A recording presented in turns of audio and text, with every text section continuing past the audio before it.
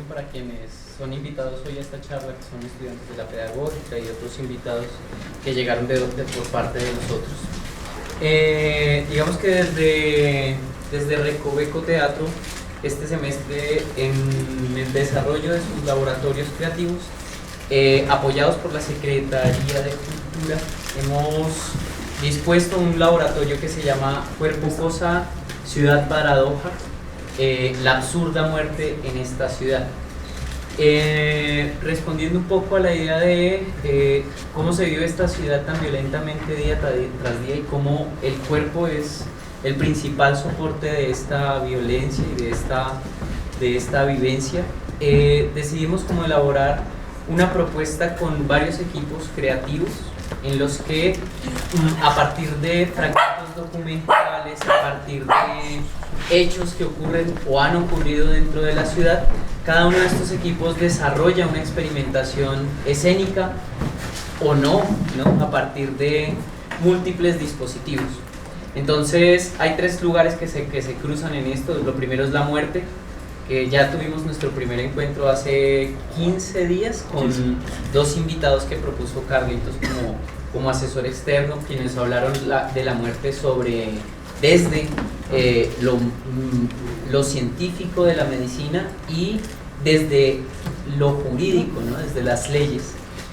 Carlos también hizo la intervención a partir de la muerte desde lo filosófico y lo artístico.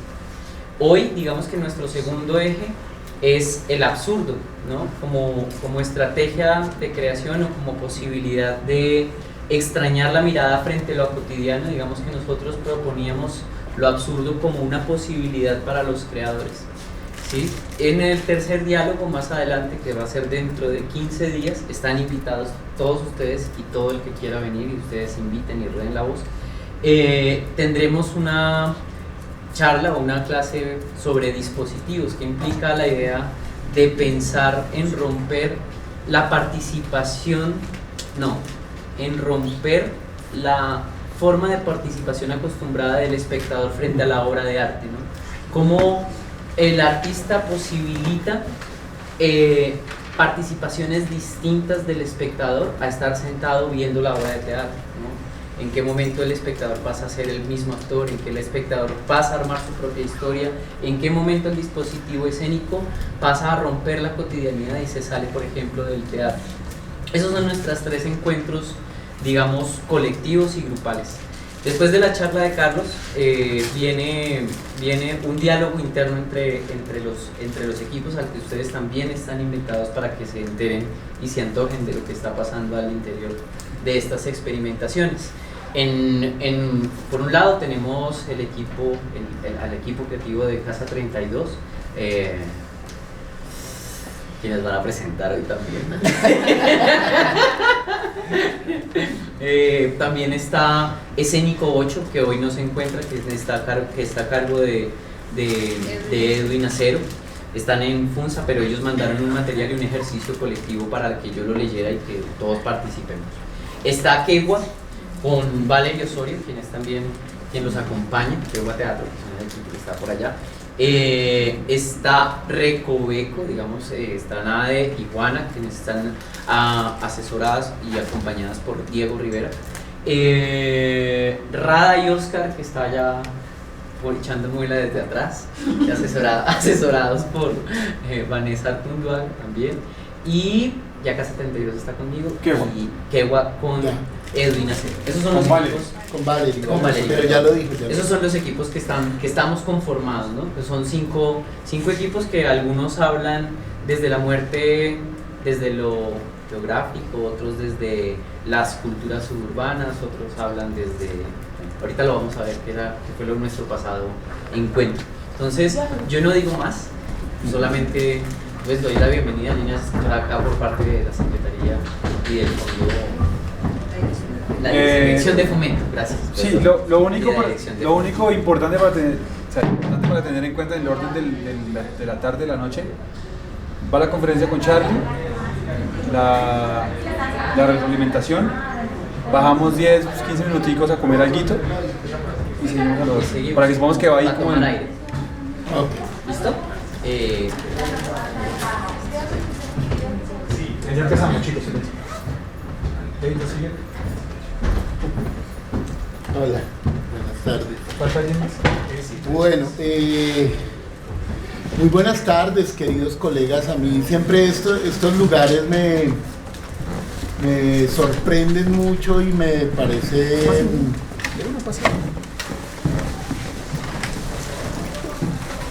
como muy poderoso, muy potente poder saludarlos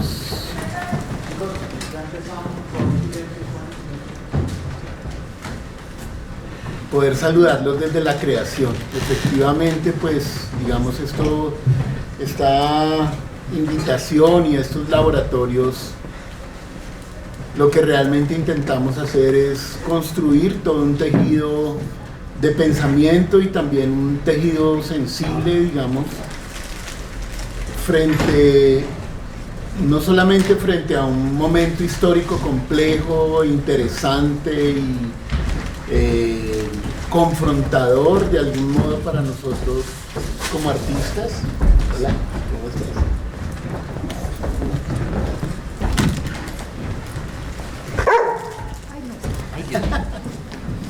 Ya están todos.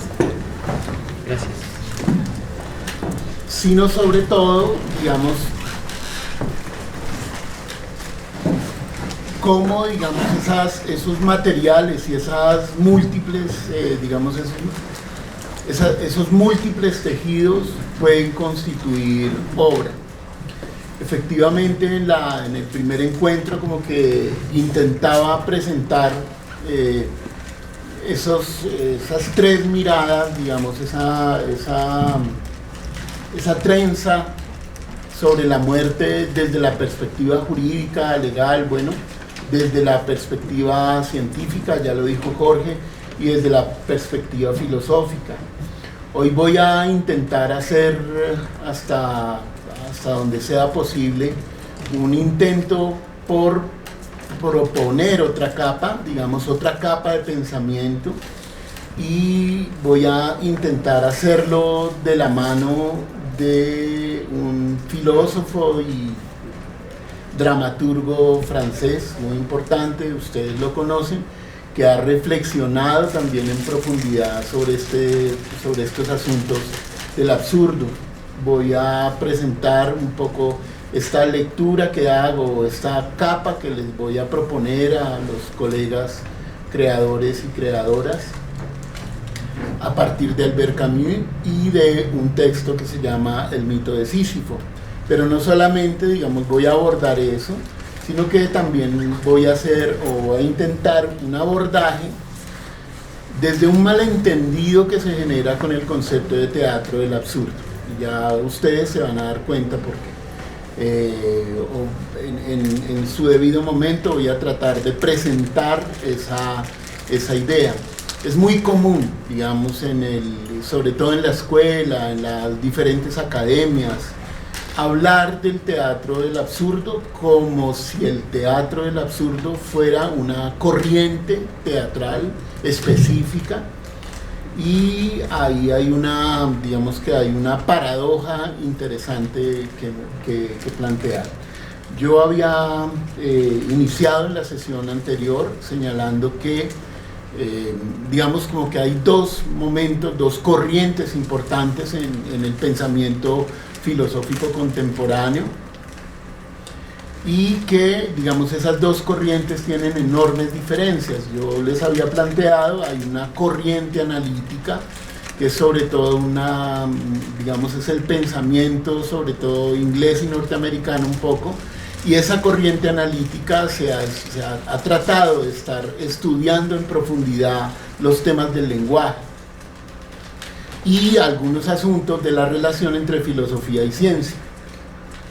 Pero la otra corriente que me parece supremamente potente y como muy, ¿cómo decirlo? Como que siempre hay un punto de referencia muy sostenido en la corriente continental francesa.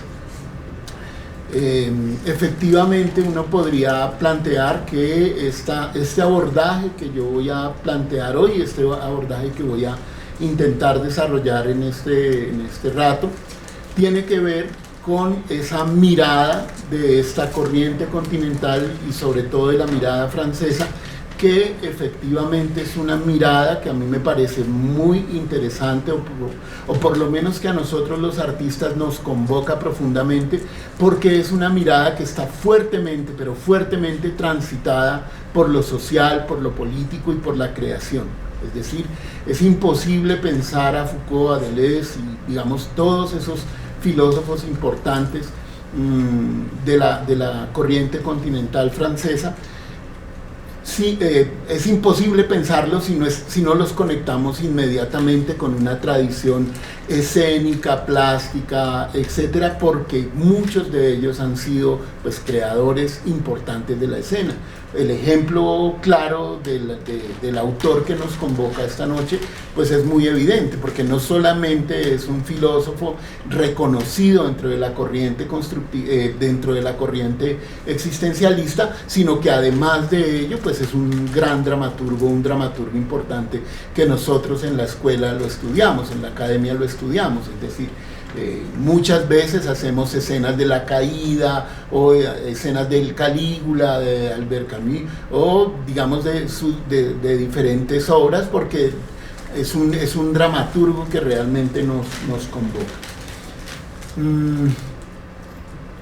Yo quiero partir entonces de proponerles detener la mirada un momento antes de empezar, digamos, a presentar la paradoja del concepto del absurdo que nos propone Camus. Quiero proponerles una mirada, digamos, que detengamos la mirada en un material que para mí es un material muy confrontador, es un material de 1955, francés también, de un director muy importante, de Alain Resnais. Vamos a ver un fragmento de unos 10 minutos de un documental que hace Alain Resnais sobre los campos de concentración.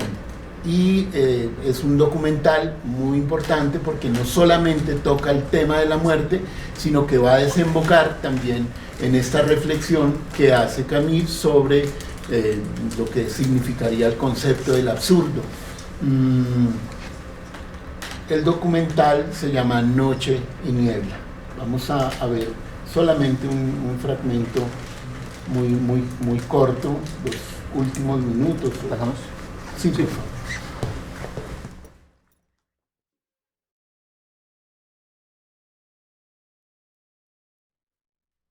Bueno, muy bien. Ese era, digamos, el punto de partida que quería plantear un poco para lo que les decía, un poco para detener la mirada, pero sobre todo también para contextualizar la reflexión que hace Camus y que es como determinante porque nos ayuda a conectar no solamente el concepto de absurdo que propone, sino que también nos ayuda a conectarlo con la perspectiva de la muerte, que es el trabajo que hicimos hace 8 días. Muy bien. Voy entonces a plantear como algunas cosas muy generales un par de detalles de contexto para ya como intentar sumergirme en el concepto. Entonces, efectivamente, pues a partir del material de este documental, porque digamos que las dos fechas que constituyen la vida de Camus son 1913, 1960. Eso significa efectivamente pues que digamos la vida de Camus es una vida que está completamente determinada, transitada por la guerra, no solamente por la posguerra, de la Primera Guerra Mundial, sino por supuesto por toda esta, pues digamos por esta construcción histórica, digamos, que es la Segunda Guerra Mundial y lo que significó. Ese contexto de la vida de Camus, pues efectivamente hace que nosotros nos pone de frente con respecto a lo que significaría ese pensar durante la guerra. Es decir, es un pensamiento que está completamente contextualizado, que está supremamente cercado, que los desborda, es decir, que desborda al artista y que desborda al filósofo, que no sabe ni siquiera cómo construir con palabras o cómo poner en palabras eso que está planteado efectivamente ahí.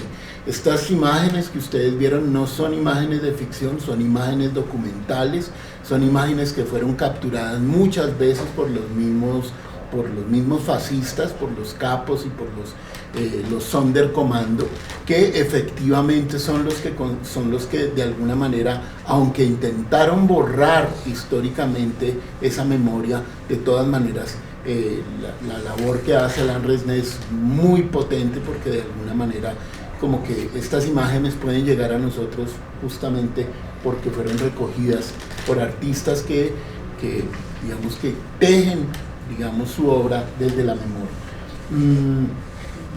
Muy importante, me parece que es importante señalar, y ya lo había dicho, que la filosofía francesa o la filosofía continental es una filosofía que se inserta profundamente en las raíces de lo social y de lo político. De alguna manera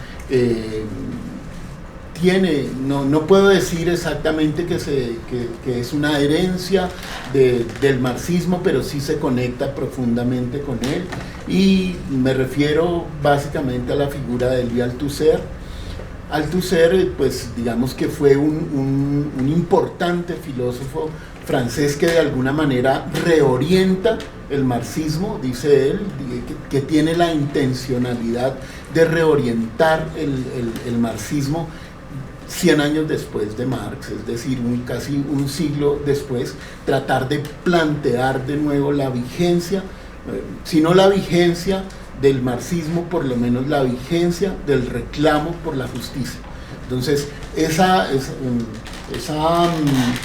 corriente francesa de pensamiento que se pregunta profundamente por la justicia, por la idea de justicia, no quieren pensarla en la lógica de Platón. Ustedes saben, Platón también tiene un texto muy importante, muy contundente y también absolutamente estudiado por toda la tradición filosófica, que es la República, que trata de lo justo, pero trata lo justo desde la perspectiva de una virtud que parece metafísica, mientras que lo que van a hacer esta escuela francesa es tratar de pensar la justicia en el territorio de lo real, en el territorio de lo concreto. Por eso Foucault va a las cárceles, por eso es tan importante el pensamiento sindical de los franceses, etcétera, porque es un pensamiento que está profundamente enraizado en la vida real, en la vida concreta, en la vida cotidiana de la nación.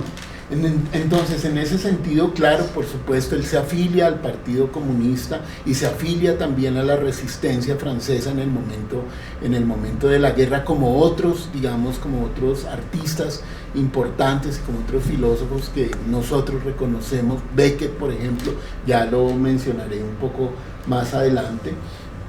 Y después se va a despegar, y esto es muy importante porque ese recorrido lo van a hacer muchos de los filósofos franceses, que inicialmente como que se vinculan al Partido Comunista francés por toda esa conexión que les digo con el marxismo y particularmente con el pensamiento de Althusser, pero que después se van a empezar a desprender y van a empezar a tomar de algún modo unas posiciones un poco anarquistas. Digo anarquistas y digo un poco anarquistas porque es un anarquismo un poco diferente. No es el anarquismo militante, no se trata del anarquismo como del anarquismo que se asocia profundamente con el terrorismo, sino de unas nuevas maneras de pensar la justicia, las relaciones sociales, sobre todo que tienen una relación profunda con el arte.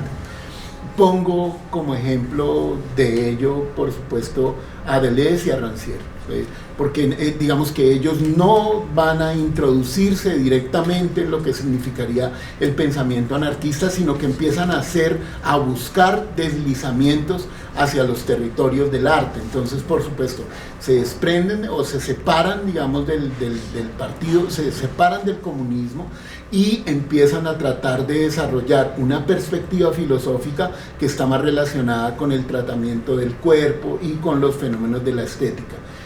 Por eso, digamos, el pensamiento de Rancière va a tocar profundamente esas problemáticas del arte, del público, de la noción de emancipación desde el arte, que son unas miradas que se deslizan un poco hacia el anarquismo, pero como digo, no hacia el anarquismo militante, sino hacia esas otras formas. Importante señalar que fue un escritor tan determinante que en el 57 le dan el Nobel por su trabajo literario, por su trabajo como creador, no solamente en la filosofía, ya lo dije, sino también como creador dramático, como dramaturgo. Y él va a morir pues en el 60, y el 60 apenas han pasado 15 años después de la guerra, es decir, realmente es una relación muy viva, muy fuerte, muy estrecha. Yo podría decirlo sin temor a equivocarme, que es un pensamiento profundamente enraizado en esa lógica de la guerra. Por eso quizá también es tan cercano, por eso también es quizá tan conmovedor para nosotros el pensamiento de Albert Camus. Y muy interesante plantearse, ahora sí me voy a empezar a meter un poco al concepto. Para Camus, como para buena parte de los filósofos, la pregunta por la condición humana es una pregunta que realmente nos convoca, y yo creo que después de ver esas imágenes pues es absolutamente necesario preguntarse de nuevo qué es lo humano, qué es lo que nos hace realmente seres humanos.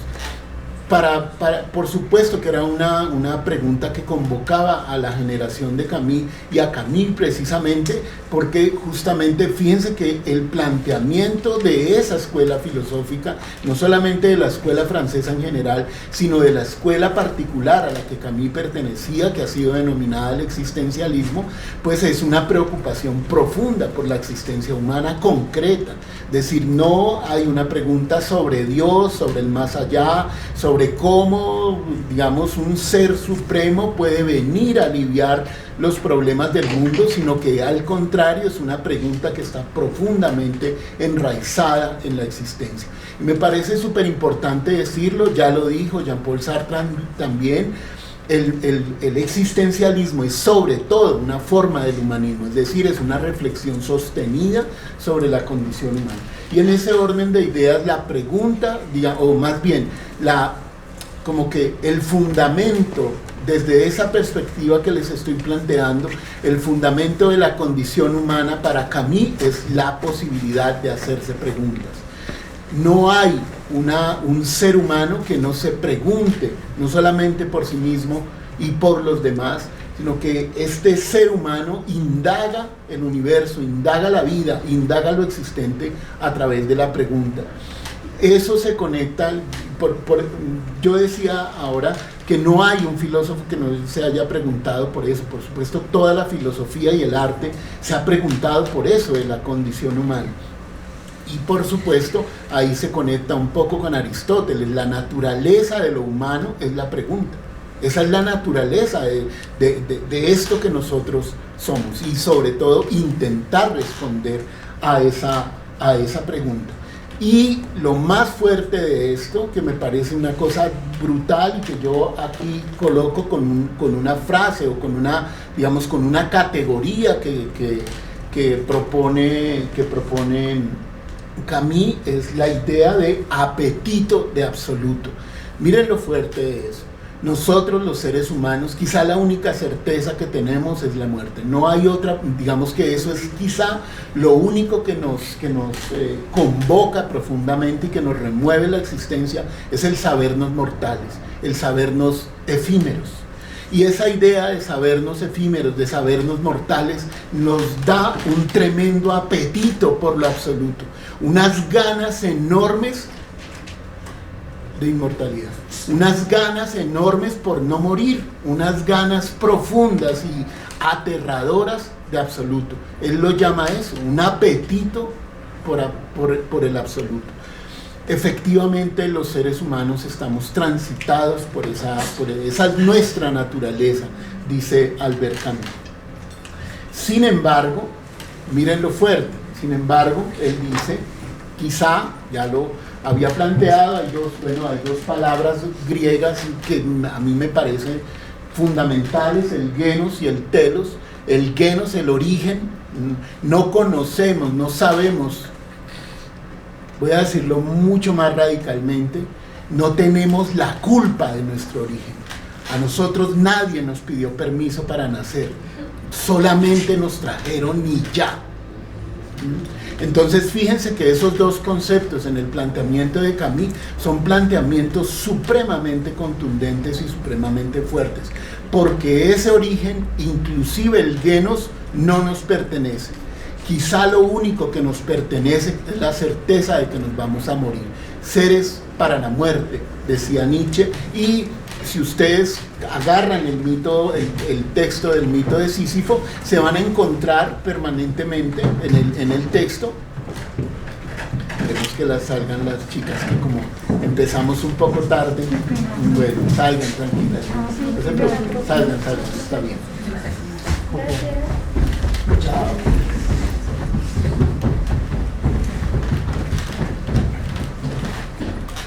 Estaba diciendo que si ustedes agarran un poco el texto del mito de Sísifo, se van a dar cuenta que todo el tiempo hay un permanente diálogo con Nietzsche, por supuesto. La idea entonces de Albert Camus en este texto, que se llama El mito de Sísifo, es parte de un mito griego. Ustedes quizás lo conocen, colegas. Ese texto, ese mito hace referencia, ustedes se acuerdan los famosos amores de Zeus. Zeus era un dios bastante particular y enamoradizo, y en uno de esos devaneos amorosos con una doncella, él la rapta, y el único que se da cuenta del rapto es Sísifo, y Sísifo delata a Zeus. Qué problema tan grave para el pobre Sísifo, nada menos y nada más que delatar a un dios. Y Zeus, entonces, claro, el castigo para la eternidad de Sísifo es empujar una piedra absolutamente enorme hasta la cima de una montaña. Pero la condena, y por eso es el título del texto de Camus, la condena a la que va a tener que soportar Sísifo es que le empuja la piedra hasta la colina, hasta la cima de la colina, pero la piedra vuelve y se resbala, y a él le toca subirla permanentemente, es decir, empujar y empujar y empujar y empujar hasta subir la piedra con todo el esfuerzo que eso significaría, subir la piedra a la cima de la colina, pero la piedra vuelve, se resbala, y él tiene que volver a seguir en ese movimiento permanente, exactamente de la misma manera como a Prometeo el águila se le come el hígado eternamente. Entonces, esa lógica, ese ciclo, ese círculo vicioso de la vida de Sísifo, para Camus es una manera maravillosa de mostrar esa idea del absurdo, esa condición absurda de la existencia. Entre otras cosas porque, claro, por supuesto, digamos, no solamente no sabemos, no somos culpables de nuestro origen, y la única certeza, la única cosa que nos espera es la muerte, y no podemos transformarla, de tal manera que, miren lo fuerte, el apetito de absoluto, voy a como decirlo para conmoverlos y para hacerlos vibrar un poco, es que ese apetito de absoluto que tenemos es un apetito inútil. Es decir, por más que nosotros empujemos la piedra se va a seguir cayendo. Es decir, la carga de la vida, la carga de la existencia, por más que tengamos la fuerza para empujarla y para llevarla a una montaña, la piedra se vuelve a resbalar. El apetito por el absoluto, de algún modo, como nos señala muy radicalmente Albert Camus, es un apetito absurdo, es un apetito inútil, no solamente porque no vamos a estar saciados, sino sobre todo porque el mundo y la vida no nos da respuestas. La vida está en silencio. Aunque nosotros tengamos muchas ganas de hacer que el mundo hable en nuestro lenguaje, el mundo está mudo, es lo que dice Camus. La vida es silenciosa, solamente transita y ya. Y si morimos, mañana vuelve a salir el sol. Nada que hacer. Muy bien, digamos que esa lógica, ese planteamiento de Albert Camus frente a esa pregunta por lo fundamental, frente a ese absurdo, digamos, de tener un apetito enorme por lo existente, pero que ese apetito deviene inútil porque la vida no nos da respuestas, porque la vida no da tregua, o porque la piedra se vuelve a rodar hasta la orilla de la colina. Él va a señalar entonces, y muy cercano a Nietzsche, va a señalar efectivamente lo que nosotros intentamos hacer con la religión, con los valores, con la filosofía, con la ciencia. Lo que intentamos hacer con las diferentes construcciones de sentido es intentar tapar el sol con las manos. Voy a plantearlo en palabras de Nietzsche, y ya lo ponemos en palabras de Camus: es un puro consuelo metafísico. La filosofía, el pensamiento, la medicina, la ciencia son solamente un gesto enormemente inútil por tratar de que la vida nos dé respuestas, o por tratar, si ustedes quieren, de tener un poco de consuelo, por tratar de algún modo de tratar de detener el devenir para tener un poco de calma, y no se logra. En ese orden, él va a señalar, no es que la vida, y esto es súper importante porque si no, no se entiende el concepto, no es que la vida sea absurda, la vida no es absurda. Lo que es absurdo son nuestras preguntas. Lo que es absurdo es nuestra búsqueda de sentido, y sobre todo tratar de, con las instituciones, lo que les decía, la moral, los valores, etcétera, etcétera, intentamos de alguna manera encubrir el daño, encubrir la maldad, encubrir la miseria, encubrir. Esa es la lógica un poco del planteamiento de Camus. Lo absurdo no es la vida, porque la vida está ahí y se desenvuelve. Lo que es absurdo son nuestros gestos por intentar detener ese tren de la vida, ese movimiento del devenir, para hacerlo comprensible, para tratar de tener un poco de consuelo. Muy bien, claro, por supuesto, uno de los gestos, como en palabras de Camus, por supuesto, no. Uno de los gestos, entonces, uno de los gestos más osados de la condición humana es, como este asunto es inexplicable, como la vida no nos da respuestas, quizá entonces hay que empezar a pensar que la única posibilidad de respuesta está en el más allá, es decir, que la única posibilidad de respuesta está después de la muerte. Y por supuesto que por ahí transitan entonces todo lo que significa el pensamiento mítico, el pensamiento mágico religioso, la teología, y como todos los credos que intentan como eso, tratar de detener el devenir, o por lo menos tener un poquito de calma, o por lo menos la ilusión de calma del vivir. Muy bien. Una cosa supremamente importante, ya lo había dicho, y me parece que es supremamente contundente, sobre todo porque Camus es muy enfático en señalar que la vida no habla, la vida está ahí, y el mundo está ahí, y están en silencio, y nosotros intentamos hacer que eso hable, o por lo menos de tratar de acomodarlo a nuestro pensamiento, a nuestras emociones, a nuestras instituciones, pero la vida se desenvuelve. Ella no habla, ella sigue su curso. Somos tránsito somos un tránsito y un ocaso, dice Nietzsche. Ahí estamos, en el devenir, hacia el ocaso. Muy complicado, porque la vida no nos habla, no nos da respuestas. Y por supuesto, claro, nosotros volvemos al mismo, a lo que había planteado hace un minuto apenas. Intentamos consolarnos metafísicamente diciendo, sí, es que dame una señal, dame aunque sea una señal para tratar de entender esto que me está pasando, qué es lo que yo debo hacer. Y claro, nos inventamos miles y miles de trucos para tratar de que la vida nos hable, o que el mundo, el devenir nos hable.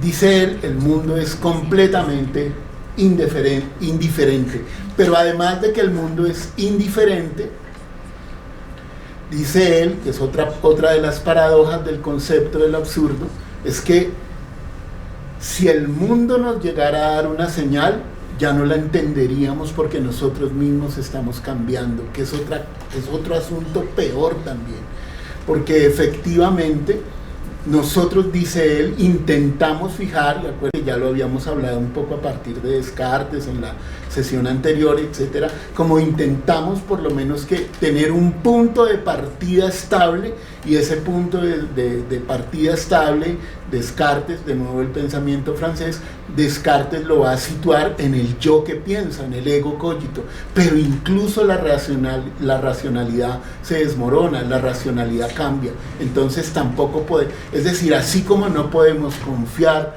en el mundo y en el devenir del mundo que no nos quiere hablar, tampoco podemos confiar en nosotros mismos, porque todo el tiempo estamos cambiando y sobre todo deteriorándonos, somos un tránsito hacia el ocaso.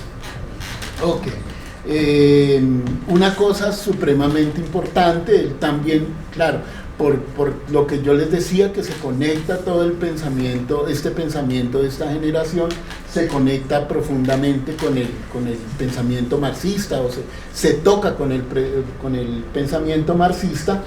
Por supuesto, él también va a señalar, pues, una de las cosas que también determina profundamente estos asuntos es el concepto de individualidad, porque dentro del sistema de producción económica y de reproducción social y de todas estas lógicas, pues es un sistema que tiene que ver profundamente con la individualidad, con el individualismo.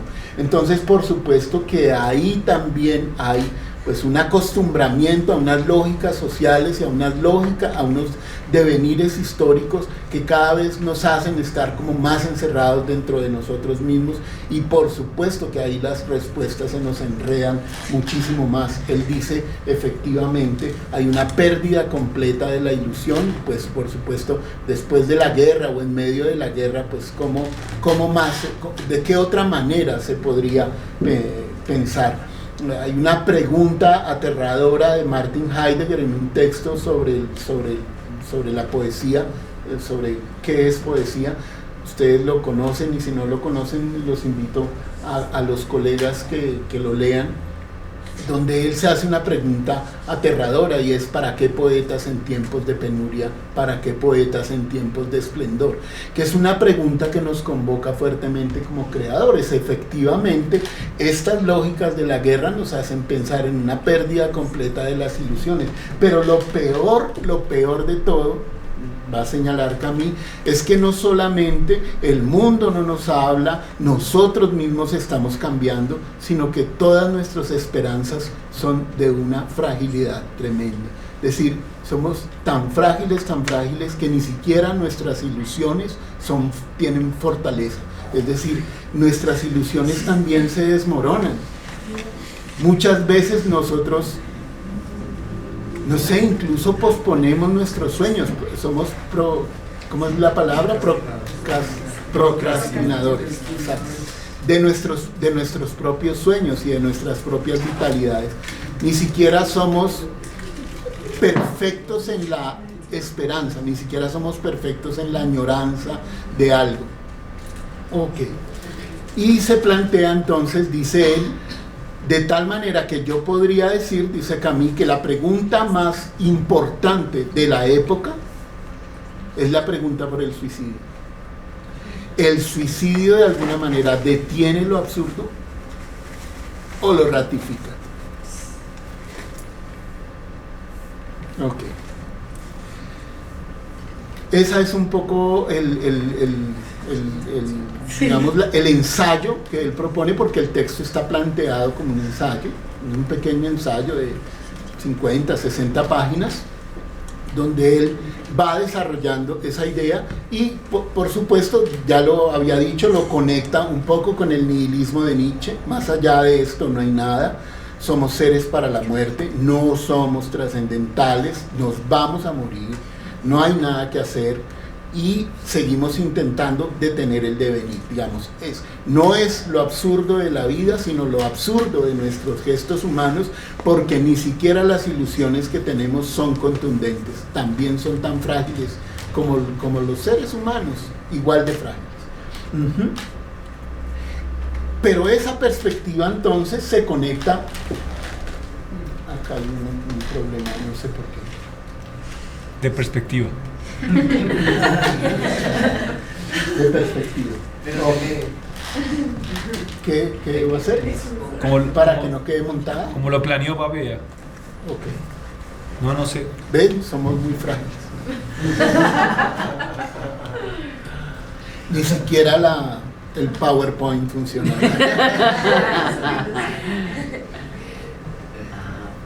Algo dice mal. Algo dice. No, más. La siguiente. Esa. No, la que sigue. Y de arriba. Bueno, igual, sí. Bueno, gracias.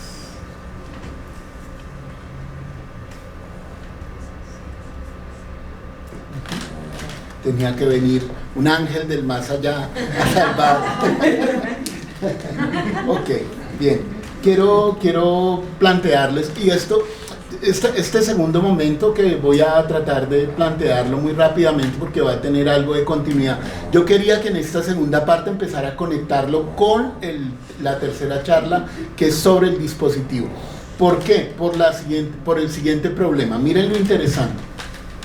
Nosotros, bueno, digamos que hay un teórico del teatro, un tipo muy interesante, no es director de teatro, no es dramaturgo, es un crítico de teatro, es un estudioso, digamos, de las artes escénicas, que se llama Martín Slin. Él escribe una tesis, por eso les decía que aquí hay un malentendido fuerte. Digamos que ese malentendido se va a generar a partir de la siguiente situación. Martín Slin está haciendo una tesis de doctorado para la academia, pues para sus estudios, para concluir sus estudios doctorales, y escribe un texto que se llama El teatro del absurdo. ¿Y qué es lo que hace él? Lo mismo que hemos hecho todos nosotros cuando estudiamos, que es construir un marco teórico. Y cuando uno construye un marco teórico, pues se agarra de donde considera que teóricamente se puede agarrar. Efectivamente, lo que hace Martín Slin es agarrarse del texto de Albert Camus, del mito de Sísifo, y de esa gran paradoja que presenta Camus en el mito de Sísifo. Él utiliza el marco teórico, el argumento central de Camus, de señalar que la vida en este momento, digo en el momento de la posguerra, es una vida que está en decadencia, es una vida que ha devenido absurda, preguntándose un poco lo siguiente: ¿cómo es posible que los seres humanos, que somos capaces de construir obras tan hermosas como, no sé, como Notre Dame, la Catedral de San Marcos, no sé, el Moisés y la Piedad, o digamos que cómo es posible que los seres humanos, que somos capaces de construir esas obras tan importantes, digamos, de la historia humana, cómo es posible que los seres humanos también hayamos construido la guerra? ¿Con qué manos podemos haber construido una escultura como la Piedad y destrozarla tan radicalmente como la Segunda Guerra Mundial? ¿Me entienden un poco la paradoja? Es decir, ¿cómo es posible que seamos capaces de tanta belleza y de tanta fealdad? Puede decirlo más radicalmente, ¿cómo es posible que seamos capaces de hacer tanta o de construir tanta belleza y tanta maldad simultáneamente? Entonces él dice, esta época es una época que está enferma y quizá la mejor manera de describirlo, dice Martínez Lin, es desde el planteamiento de Albert Camus. Pero el problema empieza cuando él dice, efectivamente, los escritores de la época, los dramaturgos de la época, acuérdense que él lo que está haciendo es un marco teórico. Ahora, después de pasar del marco teórico al análisis de la obra, de las obras, él dice que hay 4 escritores o 4 dramaturgos creadores del teatro que podrían llamarse teatro del absurdo.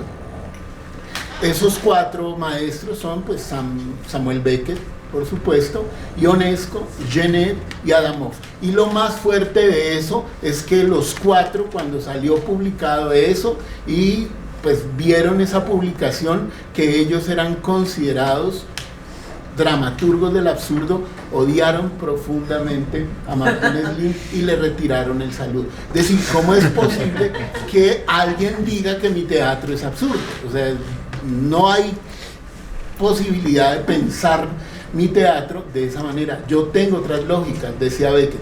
Beckett odiaba todos esos asuntos de las corrientes, de que trataran inclusive de encerrarlo en una corriente estética. Para estos 4 señores, y particularmente para Beckett, Ionesco y Genet, para ellos fue absolutamente abusivo de parte de Martínez Lin, como tratar de encasillarlos a ellos en la lógica del absurdo. Es decir, no podían concebir que su trabajo fuera cuando ellos estaban buscando otras cosas. No intentaban hablar de lo absurdo del gesto humano, ni de lo absurdo de la vida, no les interesaba para nada. Ellos tenían otros caminos de búsqueda como creadores. Entonces tratar de encasillarlos a ellos como teatro, el absurdo, es digamos que hay un asunto de bastante discusión, digamos, dentro de la teoría teatral, porque no hay de parte, es diferente lo que hacen, por ejemplo, los dadaístas, que construyen un manifiesto y abren una corriente estética que se llama el dadaísmo. Eso es una lógica distinta, porque hay un gesto absolutamente planeado, determinado, etcétera.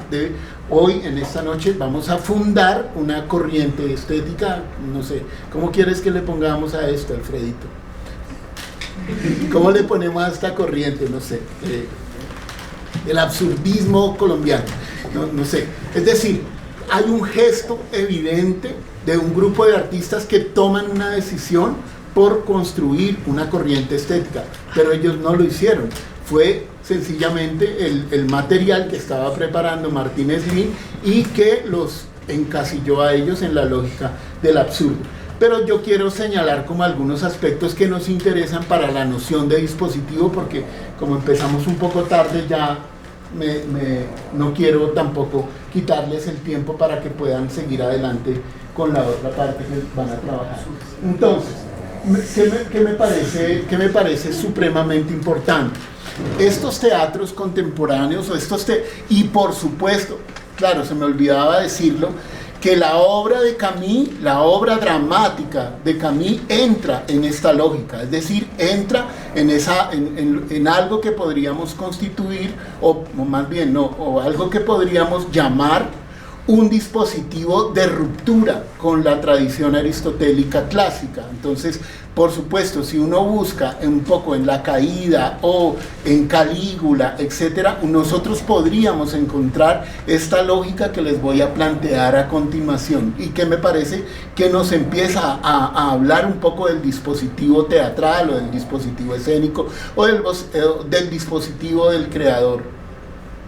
Entonces, miren que hay una cosa supremamente importante desde el punto de vista estructural de la acción y sobre todo desde el punto de vista estructural del relato. Cuando nosotros vamos a un texto de Shakespeare, vamos a un texto de Molière, vamos a un texto de Sófocles, etc., nosotros vamos a ver que la estructura fundamental de la acción es una estructura que está sostenida en la causalidad, en el principio de causalidad, es decir, en la lógica de la causa y la consecuencia. Hay una peste, Edipo manda a Creón al oráculo para que él averigüe qué es lo que hay que hacer para eliminar la peste. Entonces fíjense que es un principio de causalidad. Hay peste, hay que ir al oráculo para que el oráculo nos ayude a resolver el problema. Y viene la respuesta del oráculo. Lo que dice Creón es, el oráculo dice, el oráculo es Apolo. Apolo dice que lo que hay que hacer es buscar al asesino de Layo. Y ustedes se dan cuenta que esa lógica es causa-consecuencia, causa-consecuencia, causa-consecuencia. Cada suceso está encadenado al anterior por la lógica de la causalidad. En ese mismo orden de ideas yo puedo señalarlo con Jasón y Medea. Si Jasón no llega a Corinto y se enamora o empieza una relación con Creusa y rompe con Medea, Medea no mata a los hijos, porque digamos es evidente, hay un principio de causalidad. Se los puedo contar hasta con Toy Story, pero digamos que es muy evidente en la dramaturgia shakespeariana. En la dramaturgia shakespeariana es evidente, es decir, Macbeth mata a Duncan por el consejo de las brujas y también de Lady Macbeth, mata a Duncan, y eso desencadena toda una trama de acontecimientos. No sé, como en Molière, en Las Preciosas Ridículas, el padre, ¿cómo se llama el padre? Ahorita me acuerdo, pero el padre de Las Preciosas Ridículas convoca a unos pretendientes, y estas dos chicas, ¿cómo se llaman? Madelón y Cato. Arcanto. Me va a dar muchísima vergüenza con mi amiga Kenza, porque no sé pronunciarlo, Madelón y Cato, los dos personajes. Ok. Entonces, ellas insultan a los pretendientes y el insulto constituye toda la venganza del Marqués de Mascarilla, etc. Esa lógica es la lógica causal, y esa lógica se la planteó, no se la inventa Aristóteles, la plantea Aristóteles, y desde ahí es muy difícil desprendernos. Pero fíjense un poco que estos teatros ya no pueden conservar la lógica causal. Esto es radical. Voy a decirlo de una manera muy fuerte. Frente a un cuerpo descuartizado, una dramaturgia descuartizada. No hay nada que hacer. Entonces fíjense que ese principio de causalidad ya no opera en el teatro. Esa lógica de la teatralidad donde una acción lleva a otra, que es la noción de progresión dramática, aquí ya no existe.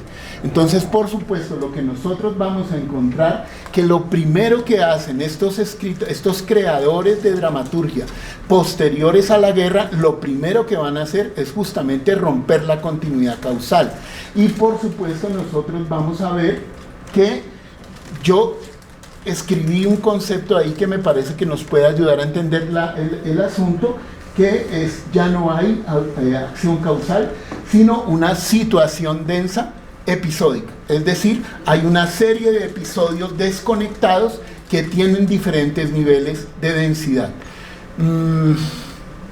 Claro, en la lógica de aristotélica no solamente hay causalidad, sino que además hay progresión. Cada acontecimiento debe ser más importante que el anterior.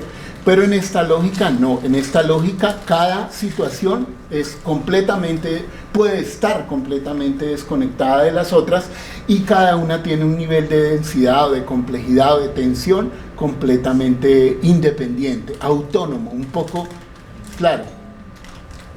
Cada una de esas acciones o cada uno de esos momentos de la acción está desconectado episódicamente con los demás. No hay principio de causalidad. Entonces, si uno quisiera pensar un poco cuáles son esas estructuras dramáticas que empiezan a verse allí, podríamos hablar, si el ser humano es un ser fragmentado, roto, desmembrado, pues la dramaturgia también es una dramaturgia en fragmentos, desconectada, rota, desmembrada. Okay. Otra característica supremamente interesante. Ya les contaba la lógica de Sísifo, y por supuesto entonces acá es muy claro que en la dramaturgia tanto de Camus como en la dramaturgia francesa, que ustedes pueden, o por lo menos en lengua francesa, de Ionesco, de Beckett y de Adamov, etc., es una dramaturgia que también apela al círculo vicioso y a la repetición.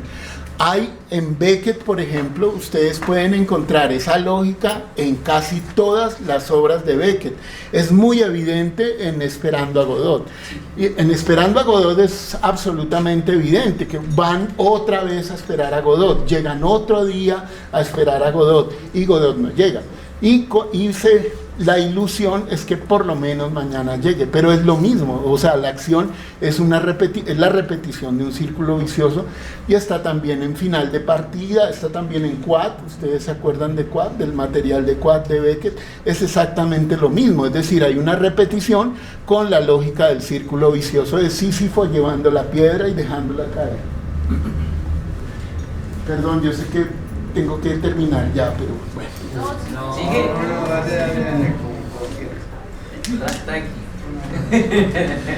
Estaba pensando, claro, que una de las lógicas de estos materiales también, y que no hay que tenerle miedo, colegas creadores y creadoras, no hay que tenerle miedo a la idea de la fragmentariedad. Yo pienso inclusive que es muy, y Jorge ahora decía algo al comienzo presentando el asunto, que decía que convoca al espectador de otra manera. El dispositivo escénico contemporáneo, o el dispositivo en la creación contemporánea, lo convoca al espectador de otra manera, justamente porque son átomos que están desconectados energéticamente, es decir, no hay un núcleo, no hay algo que los junte, sino que esos átomos están desconectados. Pero ¿por qué me parece tan interesante lo que decía Jorge? Porque fíjense que, claro, cuando uno ve una pintura, ahora en este mundo, en el momento que estamos viviendo nosotros vemos una pintura quizá, ¿cómo se llama? Una pintura realista, una pintura naturalista, una pintura como en la lógica clara, que nos ilustra claramente un bodegón de Botero, como que, digamos, la mirada ya no se pierde ahí, es muy difícil, tendría que la pintura tendría que ser súper contundente. Nosotros ya no nos detenemos espasmódicamente frente a un cuadro de David Manzur, es raro que hagamos eso, o sea, como que no nos convoca. Pero si nosotros vemos una cosa como Miró, o como Giacometti, o como Kandinsky, etcétera, etcétera, como que pareciera que la pintura misma nos jala, nos detiene la atención porque nos obliga a mirar dos veces. Lo que quiero decir es que, claro, cuando uno ve una pintura que es un poco rara, con unos manchones y con unas cosas ahí, inmediatamente la atención nuestra, es un asunto cerebral, la atención nuestra la convoca de una manera muy contundente porque nos obliga a tratar de entender qué es lo que hay ahí pintado. Y nosotros, claro, empezamos a hacer relaciones de acomodación, es decir, el cerebro se mueve intentando decir, eso parece una nube, eso como que es como un hombre en un caballo. No es un hombre en un caballo, por supuesto, pero el pintor lo hace, el creador lo hace con toda la intención de que el espectador complete el contenido. Entonces, por supuesto, yo lo llamo átomos de energía dispersa, en el sentido en que, como no hay principio de continuidad ni de causalidad, son las acciones o las escenas, o no sé cómo llamarlo, son como átomos de energía que está ahí, pero que está dispersa. Pero cada uno de esos átomos debe tener energía en sí misma, es decir, cuando si ustedes empiecen a pensar el dispositivo, píllense que ese momento, esa acción, esa imagen, ese fragmento que están escribiendo tenga una energía interna profunda, que convoque, que haga volver la mirada. Bueno, así como se plantea esa lógica de la discontinuidad, o más bien en términos de la estructura de la acción, les puedo plantear algo en torno también muy rápido a través de los personajes. Si la estructura está rota, el personaje también es discontinuo. Es decir, ya no es... Claro, nosotros en teatro hablamos profundamente del arco del personaje. Es una cosa que uno, claro, como en la escuela, pues es un concepto que es fundamental, pedirle al actor o a la actriz, es que yo quiero ver el arco del personaje. Si Medea en la primera escena con la nodriza, preguntándole a la nodriza qué será lo que pasa en Corinto, que pareciera como que hay fiesta, no puede ser la misma Medea cuando mata a los hijos y se encuentra con Jasón a decirle, mire maldito, ahí está el resultado de sus acciones. Pues por supuesto, nosotros le decimos a los actores, a las actrices, muéstrame el arco del personaje, pero en esta lógica no hay arco de personaje. Entonces, señoritas actrices y caballeros actores, aquí lo que hay que hacer es luchar por la intensidad de la acción en el momento preciso. No hay nada que hacer. O sea, aquí no puedes dar continuidad. Aquí lo que vas a dar es intensidad. La lógica es bien interesante. Ok.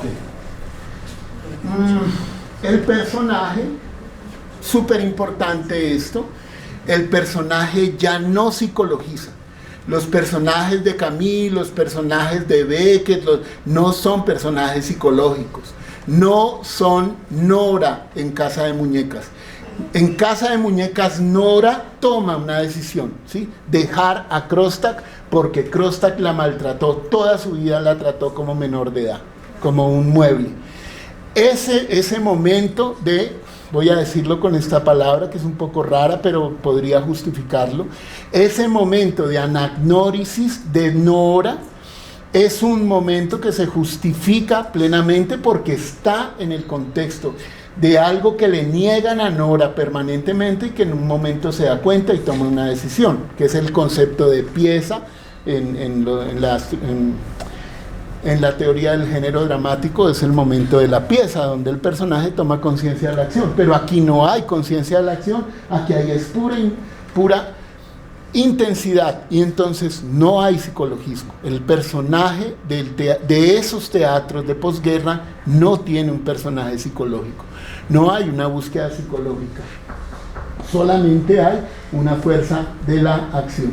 Y una cosita final, nosotros siempre buscábamos la continuidad, digamos, de la línea, no sé, una pura lógica, claro, del teatro dramático. Entonces le decíamos al actor, le decíamos a la actriz, yo necesito ver la línea de acción, la línea de pensamiento y la línea de emoción. Lo que quiero señalar un poco es que la lógica del personaje aquí también está rota. Entonces no hay continuidad entre lo que el personaje quiere, lo que el personaje dice y lo que el personaje piensa. Eso está desconectado. Y es muy importante además. Es decir, fíjense en Beckett, miren esto en Beckett. Está Vladimiro y Estragón, y Vladimiro le dice a Estragón, vámonos, y el otro le dice, sí, vámonos, y se quedan quietos. Es muy importante, porque fíjense que eso muestra claramente esa ruptura de continuidad entre lo que los personajes piensan o dicen y lo que hacen. Se quedan quietos, ¿no? ¿Para qué? Si mañana nos toca volver, ¿por qué no nos quedamos? Es decir, ¿y por qué no nos suicidamos? No podemos.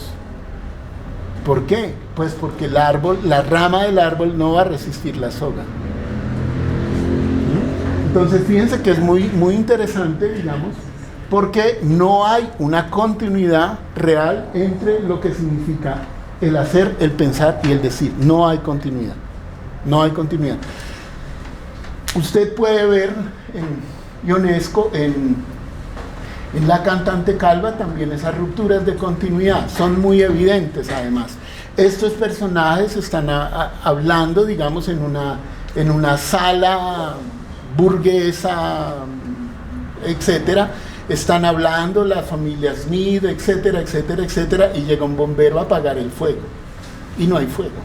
Es decir, no, no pasa nada porque esas rupturas, digamos, esas rupturas de la acción, esas rupturas del personaje nos muestran claramente esa discontinuidad. Es muy evidente, digamos, ese procedimiento. Quería anotar ese par de cosas, disculpen lo atropellado porque es que me di cuenta que estamos muy tarde y ustedes tienen que presentar sus ejercicios, pero esas rupturas de continuidad, o más bien, estas dos cosas que yo quería mostrar es que hay una ruptura de la causalidad aristotélica, que es muy importante, porque no solamente fragmenta la acción, sino que también fragmenta el personaje. Muchísimas gracias y perdonen que haya sido como tan atropellado la segunda parte porque me di cuenta que estaba muy tarde, ya había más de una hora. Muchas gracias.